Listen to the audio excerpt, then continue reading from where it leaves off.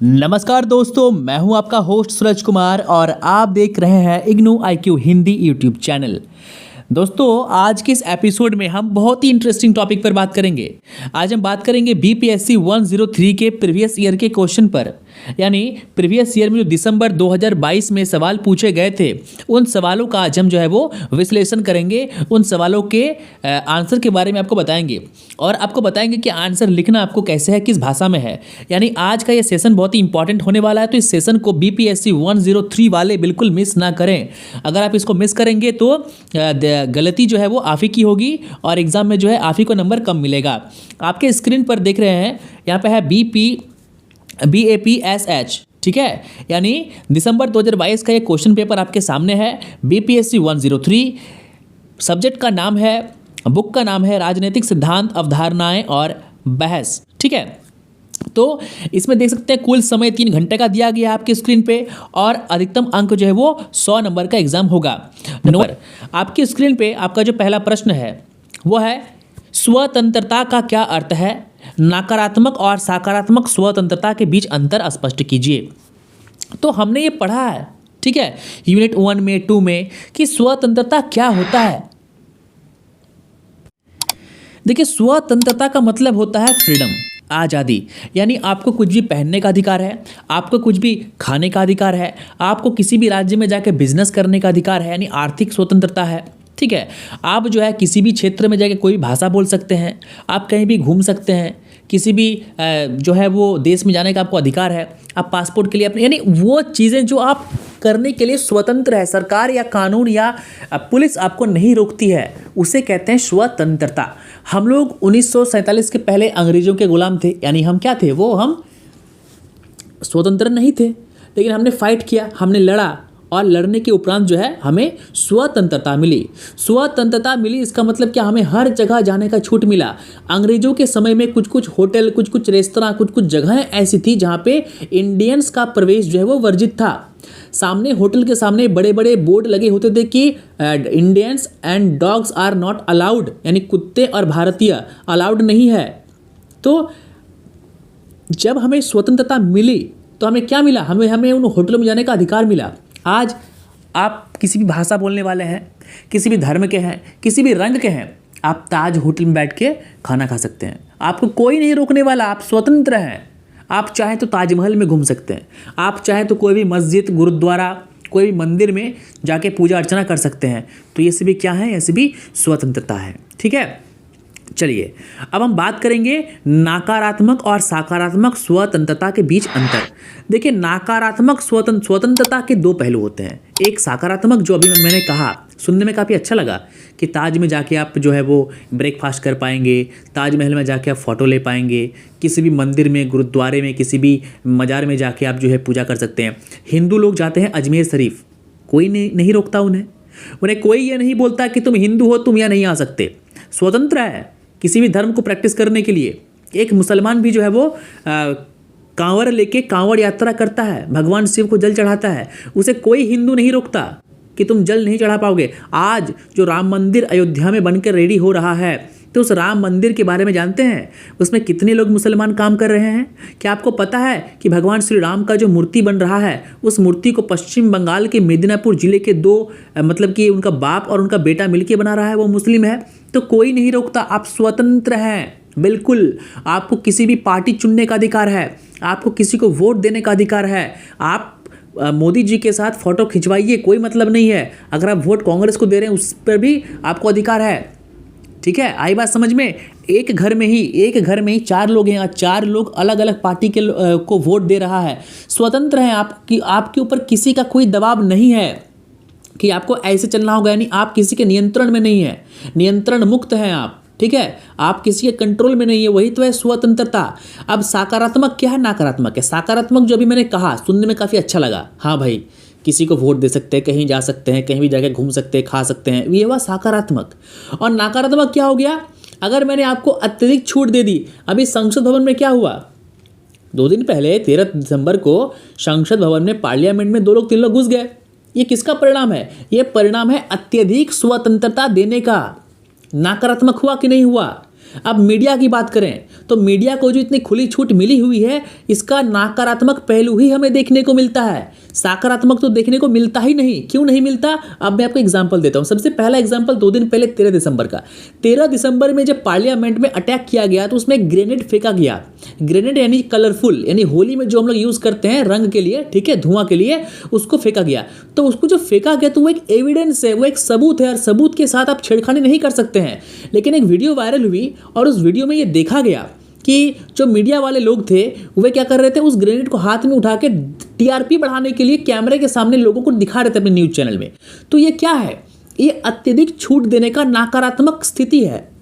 आप मीडिया को अगर वो चीज़ करने के लिए नहीं बोलते, अधिकार नहीं देते, वो नहीं करता, ठीक है। और ऐसा करने के बाद भी आपने उस कैमरामैन के ऊपर या आपने उस संवाददाता न्यूज़ रिपोर्टर के जो है वो उसके ऊपर आपने कोई एफआईआर नहीं किया।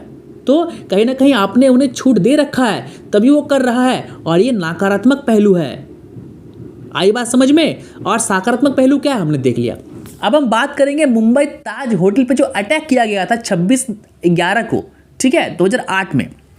तो देखिए उसमें क्या हुआ था ना, उसमें मीडिया को इतना छूट दे दिया गया था कि मीडिया एकदम ताज होटल, नरीमन हाउस और होटल ओबरॉय, जहाँ पे आतंकवादियों ने हमले किए थे, ठीक है, उनके करीब तक मीडिया पहुँच गई थी।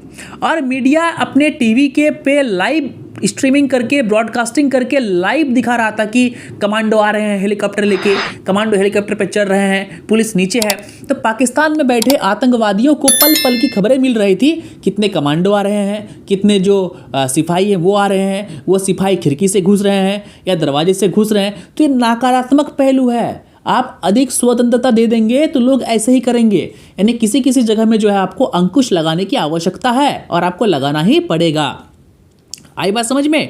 अब स्वतंत्रता का ये जो हम लोग सकारात्मक देते सुनने में काफ़ी अच्छा लगा, लेकिन नकारात्मक उससे भी भयावह है। जितना अच्छा सकारात्मक है उतना ही खराब क्या है, वो नकारात्मक है। तो आपको इस विषय पे लिखना है, और नकारात्मक पहलू पर जो है आपको लिखना है। तो आपको इस जो पार्लियामेंट में अटैक हुआ इसको भी आपको मेंशन करना है। बहुत नंबर मिलेगा दोस्त, ठीक है, 17-18 नंबर आपको जो है मिल जाएगा, क्योंकि कॉपी चेक करने वाले देखेंगे कि आप काफ़ी अपडेट हैं, आपको पता है चीज़ों के बारे में। आई बात समझ में? चलिए 26/11 का बात भी आएगा तो उस पर आपको लिख देना है। तो ये हो गया नंबर 1। नंबर 2 की बात करें, स्वतंत्रता का नारीवादी अवधारणा। देखिए स्वतंत्रता का नारीवादी अवधारणा के बारे में क्या है, स्वतंत्रता के नारीवादी अवधारणा के बारे में करना क्या, लिखना क्या, देख लीजिए। लिखना यह है कि आज से अगर 500 साल पहले जाएं, आज से अगर 100, 150, 200 साल पहले जाएं, तो महिलाओं को किसी भी धर्म में, मैं अपने धर्म की बात नहीं कर रहा हूँ, सभी धर्मों में महिलाओं को अधिकार प्राप्त नहीं था।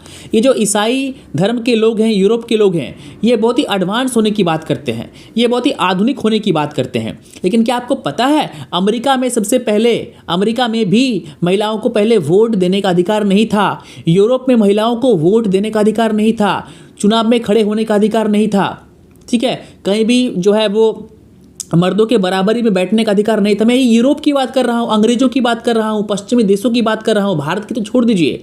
भारत में तो अभी भी ऐसे ऐसे गांव हैं जहाँ पे महिलाओं के साथ शोषण होता है, ठीक है, जहाँ पे जब घर वालों को ये पता चलता है कि पेट में बेटी है तो उस महिला को मारा पीटा, उसका शोषण किया जाता है, उसको प्रताड़ित किया जाता है, उसको मायके भेज दिया जाता है, और मायके से उन्हें नहीं लाते हैं क्योंकि पेट में बेटी है। आई बात समझ में? कन्या भ्रूण हत्या भी होता है।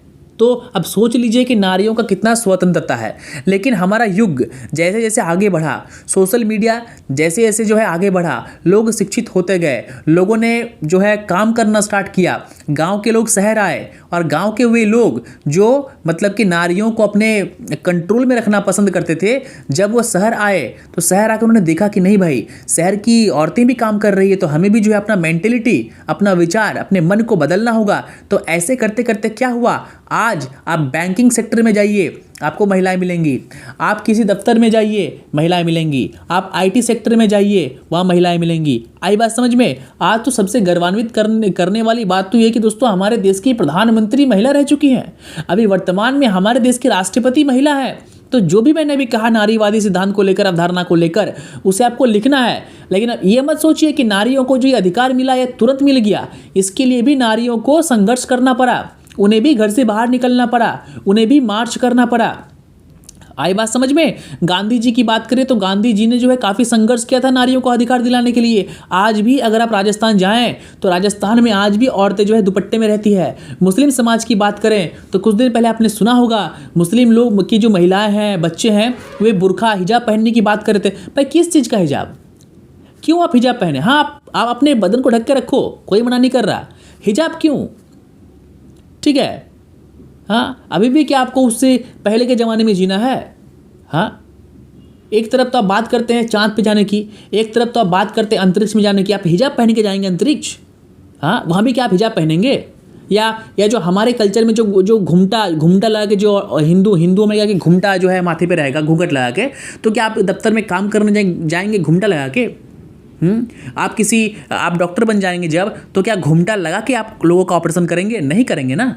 तो कहीं ना कहीं आपको जो अपनी पुरानी परंपराओं को फेंकना होगा, तोड़ना होगा। आई बात समझ में?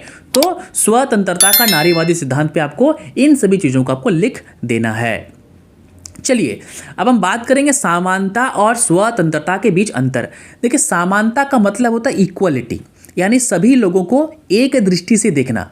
ठीक है। समानता का मतलब होता है कि एक पैसे वाले को, मुकेश अंबानी को, और एक गरीब को भी हमारी सरकार जो है समान दृष्टि से देखेगी। ठीक है। कोई वीआईपी कल्चर नहीं, लेकिन भारत में क्या है, बहुत वीआईपी कल्चर है भाई। मंदिर में जाइए तो वीआईपी के लिए अलग लाइन है, गरीबों के लिए अलग लाइन, यानी पैसे दीजिए, भगवान के दर्शन कीजिए। भगवान के दरबार पे भी जो है पैसे लगते हैं। ठीक है, हमारे मंदिरों में। तो बहुत ही गलत बात है भाई, समानता तो बिल्कुल नहीं है उस जगह पे। समानता की हम बात करते हैं देश में, लोकतंत्र की बात करते हैं, लेकिन वहाँ पे बिल्कुल नहीं है। किसी शादियों में जाइए, वीआईपी के लिए अलग खाने का प्रबंध रहता है और जो वीआईपी नहीं है उनके लिए अलग प्रबंध रहता है। क्यों भाई? तो समानता का मतलब होता है कि सरकार आपको समान दृष्टि से देखेगी। ठीक है। एक गरीब को जो अधिकार है, एक अमीर को भी वही अधिकार है। ठीक है। राहुल गांधी को या नरेंद्र मोदी को वोट देने के लिए जो कार्य करना पड़ेगा, एक दूसरे गरीब आदमी को, हमको भी वही करना पड़ेगा। यानी इसे कहते हैं समानता, सबको समान दृष्टि से देखना, चाहे वो कोई भी भाषा बोले। एक कन्नड़ बोलने वाले व्यक्ति को जितना अधिकार है, एक बंगाली बोलने वाला, बांग्ला बोलने वाले को भी उतना ही अधिकार है। झारखंड के एक व्यक्ति को जितना अधिकार है, महाराष्ट्र के एक व्यक्ति को भी उतना ही अधिकार है। गुजरात के एक व्यक्ति को अगर प्रधानमंत्री बनने का अधिकार है, ठीक है, तो केरल के किसी व्यक्ति को भी प्रधानमंत्री बनने का अधिकार है। इसे कहते हैं समानता। और स्वतंत्रता क्या है, ये तो आप पहले ही जान चुके हैं। अब बात करेंगे अलगाव के मार्क्सवादी सिद्धांत। देखिए, अलगाव का मतलब होता है जिसमें लगाव ना हो। आपने सुना होगा कश्मीर घाटी में, जब भी न्यूज़ में कश्मीर घाटी की बात करते हैं, कश्मीर में आतंकवाद की बात करते हैं, तो अलगाववाद की बात करते हैं। अलगाववाद यानी जिसको देश से, सरकार से, राज्य से लगाव नहीं है। तो जिसको भी देश से, राज्य से, सरकार से, सत्ता से लगाव नहीं है, वो क्या करेगा? वो देश पर बम फोड़ेगा, वो पत्थरबाजी करेगा, देश के लिए उल्टा पुल्टा बोलेगा। ठीक है। गंदा जो नाराएं जो है वो लगाएगा अपने देश के विरुद्ध में।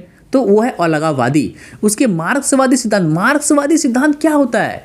कम्युनिस्ट क्या सोचते हैं? कम्युनिस्ट सोचते हैं कि किसी भी देश में सिर्फ उनका राज हो, यानी एक पार्टी। कम्युनिज्म, मार्क्सवादी का सोच है कि देश में एक पार्टी हो और हम जब सरकार सत्ता में आए तो हम क्या करेंगे, आर्थिक रूप से सबको बराबर कर देंगे। यानी मुकेश अंबानी के पास उतना पैसा नहीं रहेगा, धोनी के पास उतना पैसा नहीं रहेगा, अक्षय कुमार के पास उतना पैसा नहीं रहेगा। ठीक है। विराट कोहली के पास भी उतना पैसा नहीं रहेगा कि वह इटली में जाके शादी करे। ठीक है। या दूसरे किसी जो है परिणीति चोपड़ा और राघव चड्ढा, आम आदमी पार्टी के सांसद, उनके पास भी उतना पैसा नहीं रहेगा कि वो बाहर किसी विदेश में जाके जो है वो शादी करे। यानी सबको हम बराबर कर देंगे। और हुआ भी यूँ, जैसे ही मार्क्सवादी का सरकार बंगाल में आया, ठीक है, मुख्यमंत्री उनका बना, 34 साल तक पश्चिम बंगाल में उनका शासन रहा। तो उस दौर में क्या हुआ, जमींदारी प्रथा को खत्म कर दिया गया। जो बड़े बड़े जमींदार थे उनसे कहा गया कि आपके पास जो अवैध जमीनें हैं वो रख नहीं सकते, आप इतना अधिक संपत्ति आप रख नहीं सकते। आपको एक लिमिट कर दिया गया कि इतना बीघा जमीन ही आप अपने पास रख सकते हैं, बाकी के लिए आपको जो है वो सरकार को दान में देना पड़ेगा। सवाल है कि मार्क्सवादी लोग ऐसा सोचते क्यों है। देखिए, मार्क्सवादियों का मानना है कि समाज में अगर आर्थिक रूप से असमानता बनी रहेगी तो समाज में भेदभाव होगा।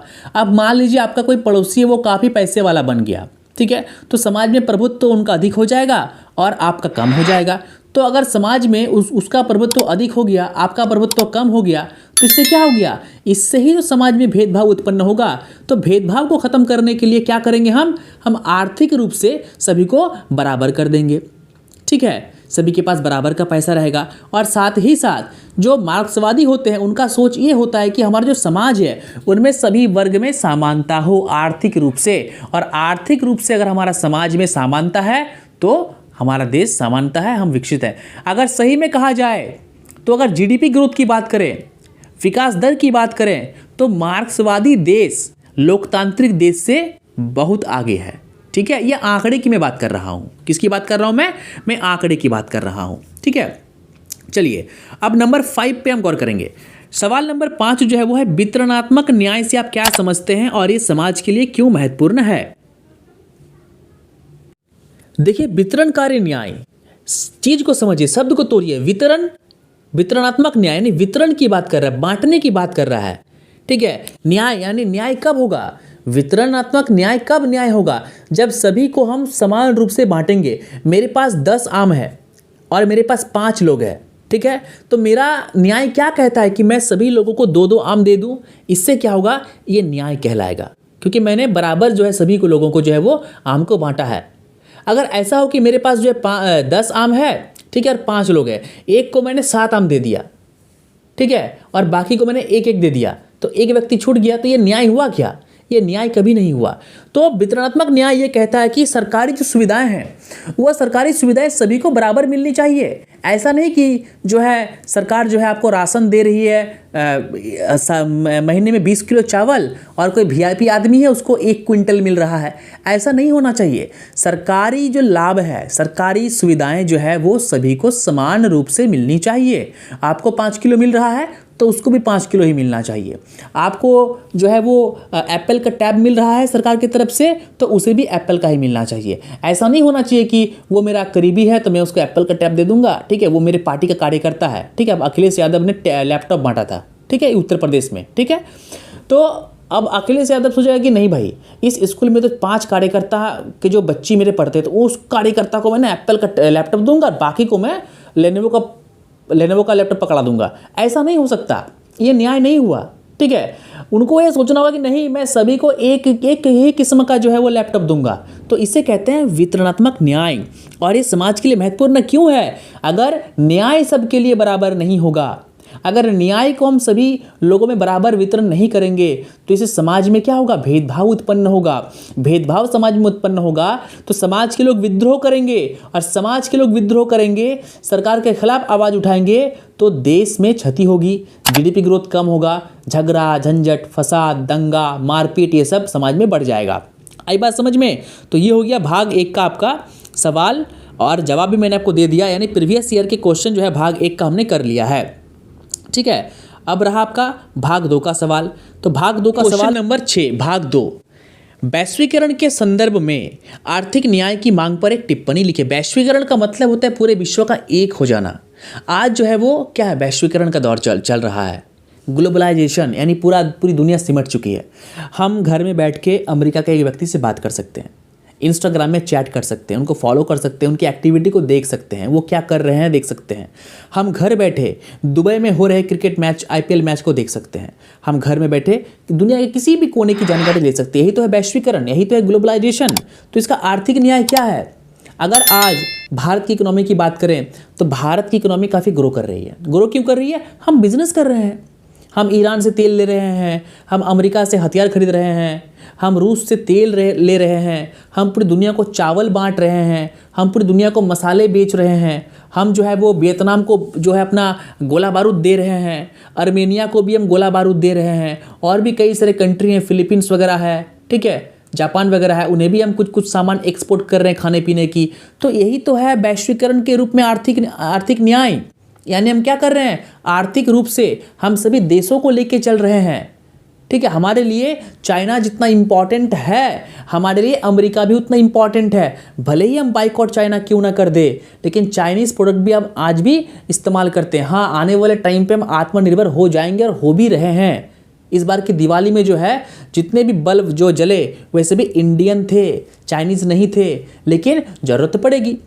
ठीक है, चाइना की आबादी बहुत ज़्यादा है, हमारे मसाले वे खरीदते हैं, हमारे चावल वे खरीदते हैं, ठीक है, तो हम उनसे नहीं लेंगे तो फिर वो भी हमसे क्यों लेंगे? आई बात समझ में ना? तो इसे कहते हैं वैश्वीकरण के संदर्भ में आर्थिक न्याय। नंबर 7 क्वेश्चन है, मानव अधिकारों के 3 प्रमुख प्रकारों का संक्षेप में वर्णन कीजिए। अब ये मानव अधिकार क्या है समझ लीजिए। तो मानव अधिकारों के प्रकार क्या क्या हैं?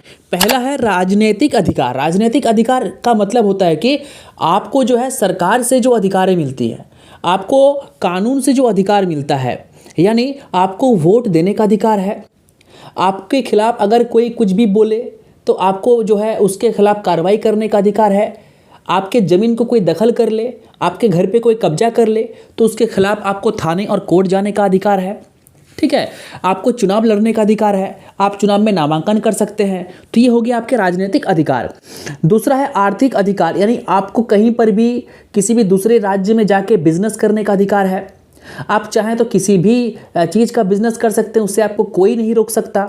आपके पास सामाजिक अधिकार है। सामाजिक अधिकार बोले तो जो वैसा अधिकार जो समाज का है, यानी मान लीजिए आपके गांव में कोई पुस्तकालय है, ठीक है, या आपके गांव में कोई पार्क है, तो उस पुस्तकालय में आप जाके पढ़ाई कर सकते हैं, उस पार्क में जाके आप घूम सकते हैं, क्रिकेट का मैदान है तो वहाँ जाके आप खेल सकते हैं, आपको कोई मना नहीं कर सकता।